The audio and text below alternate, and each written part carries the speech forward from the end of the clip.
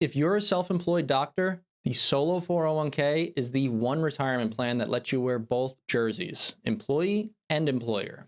And that's how you put more points on the board.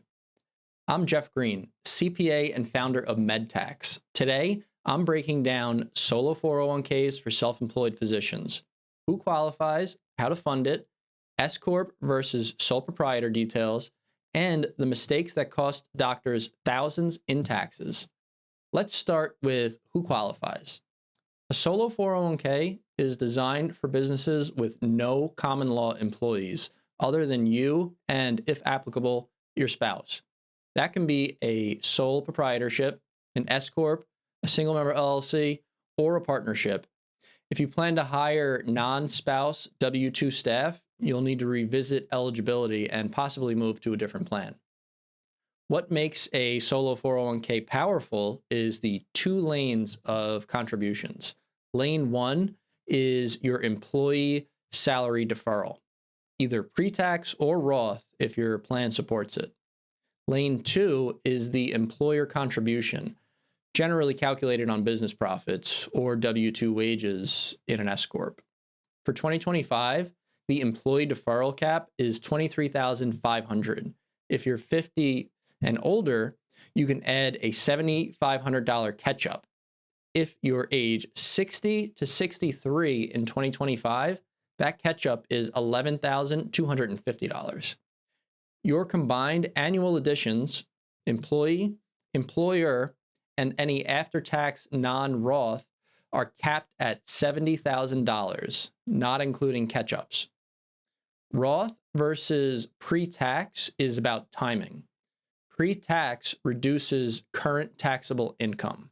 Roth gives you tax-free qualified withdrawals later.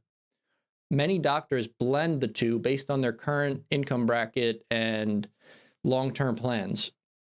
If your document allows after-tax non-Roth contributions plus in-plan conversions, you may unlock what's called a mega backdoor pathway.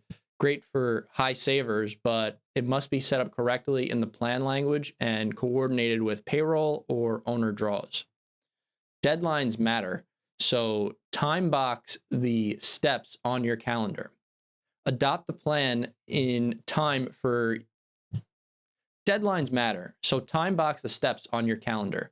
Adopt the plan in time for the year you want it to count. Employee deferrals generally require an election by year end.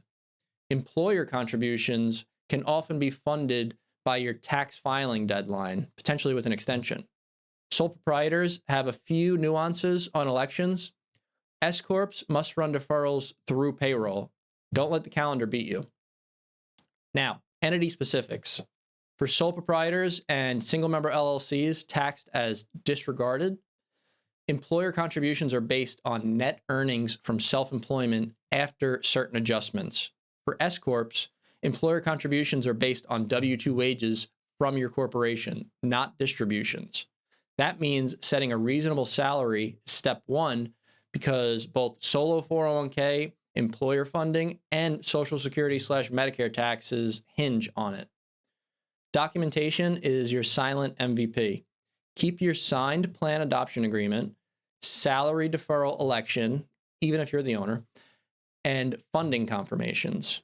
Label deposits with the right bucket, employee Roth, employee pre-tax, employer, and reconcile those amounts to your payroll records if you're an S-Corp or owner draw schedule if you're a sole prop. When your plan assets grow, check whether you must file Form 5500 EZ once you cross the asset threshold. Put a recurring reminder on your calendar for that. Here is a mini case study. Dr. Lee is a 1099 hospitalist with an S-Corp. She pays herself a reasonable W-2 salary, and she has strong margins. By splitting contributions between Roth deferrals and pre-tax employer dollars, she hits her savings target while managing current taxes. Because her plan document allows after-tax contributions with in-plan conversions, she adds additional Roth savings after maxing standard limits. Her bookkeeper tags each deposit correctly, and year-end, everything ties out to payroll reports and the corporate return. If you want the templates and checklists I use with my clients, including a setup timeline and funding worksheet, grab the companion guide. Download the Dr. Solo 401k setup and funding guide from the link in the description below. Here are some common pitfalls to avoid. Opening the plan too late for employee deferrals. Forgetting that S-Corp employer contributions are tied to W-2 wages, not distributions. Mixing pre-tax, Roth, and after-tax dollars without clear labeling.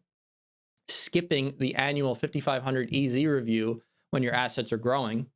And under-documenting the deferral election because I'm the owner. Sign it anyway. Quick recap of what we went over today. Eligibility means no non-spouse employees. 2 lanes of funding, employee and employer. Entity rules, sole proprietor versus S-Corp. Roth and after-tax options, if allowed. Hard deadlines, and clean documentation. When you treat the calendar like your playbook, you keep the game under control. Before we wrap, if you'd like my step-by-step flow, contribution planner, and a sample deferral election pre-filled for physicians, I put it in one place for you. Before we wrap, if you'd like my step-by-step flow, contribution planner, and a sample deferral election pre-filled for physicians, I put it in one place for you.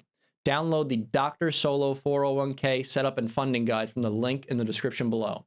Thanks for watching. If you're a busy doctor who wants proactive tax planning, schedule a discovery call with us using the link below. I'm Jeff Green from MedTax, and I'll see you at the next one.